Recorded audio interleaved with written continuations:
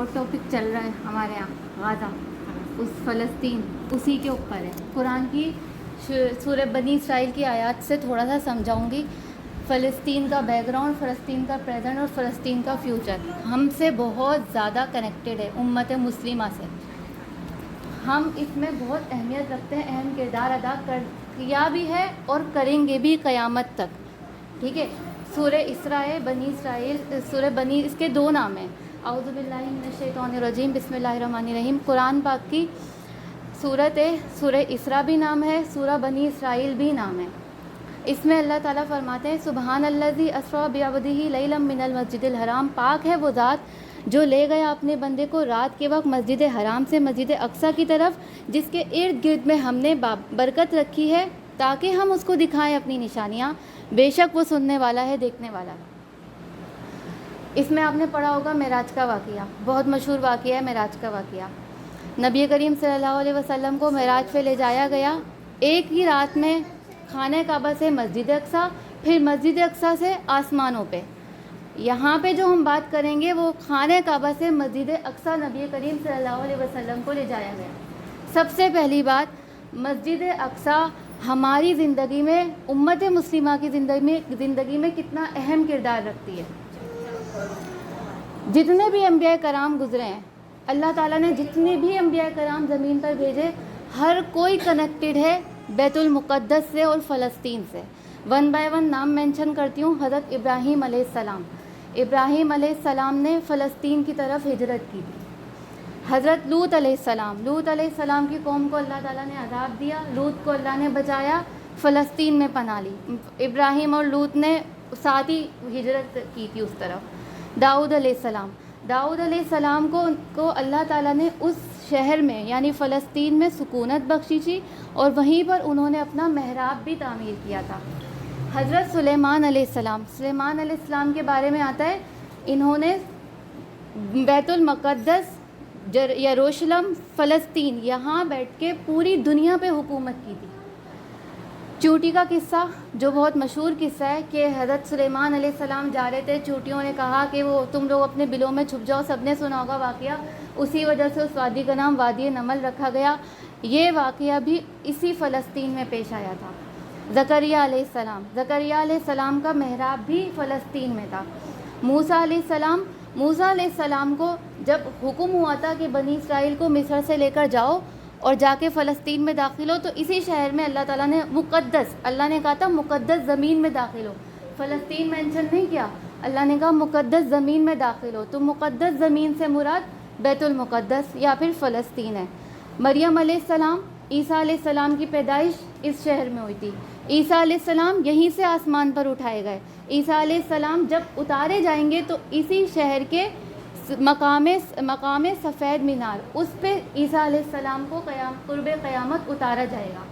اس کے علاوہ دجال، جب اس دجال کا ظہور ہوگا، دجال دنیا میں آ جائے گا، تو حضرت عیسیٰ علیہ السلام اسی شہر کے باب لد مقام پر دجال کو قتل کریں گے. طالوت اور جالوت کا جو واقعہ بہت مشہور ہے جو قرآن میں آیا ہے، وہ اسی شہر میں پیش آیا. یاجوج اور ماجوج جب دوبارہ دنیا میں آئیں گے، فساد مچائیں گے، لوگوں کو قتل کریں گے، وہ اسی شہر سے شروع کریں گے. قبلہ اول، یہ شہر، یہ جو بیت المقدس ہے، یہ ہم امت مسلمہ کا قبلہ اول ہے. ہم امت مسلمہ نے 16 ماہ تک خانہ کعبہ سے پہلے اس طرف رخ کر کے نماز پڑھی تھی. قبلتین مسجد میں نبی صلی اللہ علیہ وسلم کو حکم ہوا تھا رخ موڑنے کا، تو یہ ہمارا قبلہ اول ہے. حضور اکرم صلی اللہ علیہ وسلم کو معراج کا سفر اسی مسجد سے نصیب ہوا. خانہ کعبہ سے ڈائریکٹ آسمان پر نہیں بلائے گئے، پہلے بلائے گئے بیت المقدس، پھر یہاں سے بلائے گئے آسمانوں پہ. اس سے بھی زیادہ سب سے بڑی فضیلت بیت المقدس کی کیا ہے؟ حضور اکرم صلی اللہ علیہ وسلم نے 1,24,000 پیغمبروں کو اس مسجد میں کھڑے ہو کر امامت کرائی. سب سے بڑی فضیلت ہے یہ. یہاں سے کیا فیصلہ ہوا؟ یہ امت جو سب امتوں کی سردار ہے، یہ نبی ہے جو سب نبیوں کا سردار ہے، اماموں کا امام ہے. یہاں سے تحویل قبلہ ہوئی، یہیں سے تحویل امت ہوئی.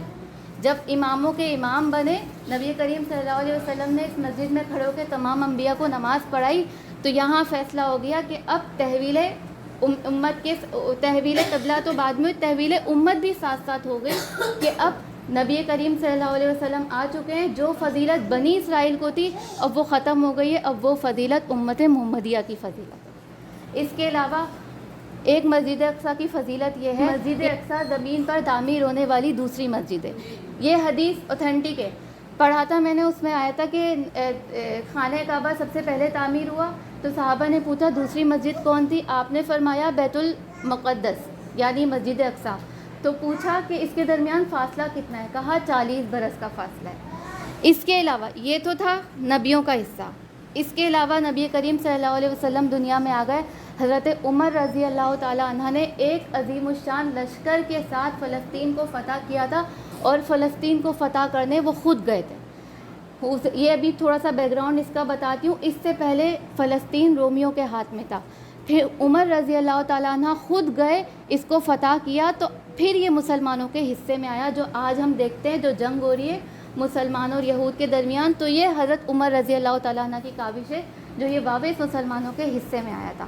اس کے علاوہ اس کی ایک فضیلت یہ ہے کہ مسجد اقصیٰ کو کافروں سے بچانے کے لیے 5000 سے زیادہ صحابہ کرام نے شہادت دی تھی اس کو کافروں سے بچانے کے لیے، اور یہ شہادت کا باب آج تک چلا آ رہا ہے. آج بھی کتنی جانیں شہید ہو رہی ہیں صرف مسجد اقصیٰ کی حفاظت کی خاطر. اس کے علاوہ اس کا اس کی یہ فضیلت ہے کہ اس میں نماز پڑھنے کا 1000 نمازوں کے برابر ہے. اس میں ایک نماز پڑھنے کا اجر. اچھا، یہ تو تھا بیت المقدس کی جو فضیلت تھی.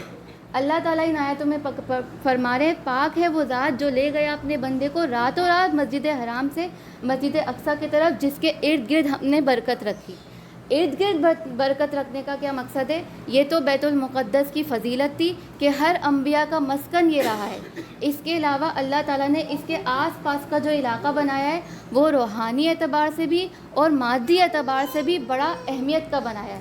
روحانی اعتبار سے کیا کہ پیغمبر علیہ السلام یہاں پہ تشریف لائے، پیغمبر علیہ السلام کا مسکن یہ رہا.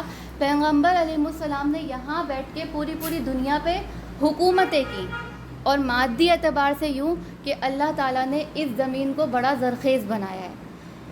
ایسی زمین شاید ہی کہیں زمین پہ ملے پوری دنیا میں جیسی زرخیز زمین اللہ تعالیٰ نے یہ بنائی ہے. اللہ تعالیٰ نے اس زمین کو خوب زرخیزی عطا کی ہے، اس لیے اللہ تعالیٰ فرما رہے ہیں کہ ہم نے اس سے ارد گرد میں برکت رکھ دی. اب ہمارا آج کا ٹاپک کیا ہے؟ یہ تو آپ کو مختصر سی بیت المقدس کی فضیلت بتائی ہے. ہمارا آج کا ٹاپک کیا ہے کہ ہم مسلمان بیت المقدس کو بھول چکے ہیں. یہ ہمارا قبلہ اول ہے، یہ ہماری زندگی میں بڑا اہمیت رکھتا ہے. لیکن ہم کیا سمجھتے ہیں جو فلسطین میں رہتے ہیں صرف وہی اس کی حفاظت کا ذمہ رکھتے ہیں.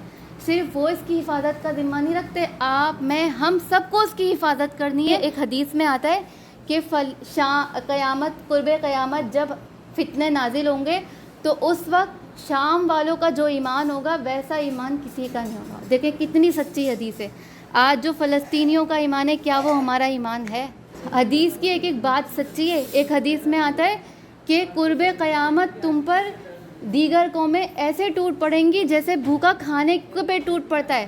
تو صحابہ کرام نے پوچھا کیا ہم اس وقت تعداد میں تھوڑے ہوں گے؟ کہا نہیں، تم تعداد میں بہت ہوگے، لیکن کیا اللہ تعالیٰ تمہارے دل میں وہن ڈال دے گا اور تمہارے دشمن کے دل سے تمہارا خوف نکال دے گا. صحابہ نے پوچھا وہن کیا ہے؟ فرمایا موت کا ڈر اور دنیا سے محبت. لا الہ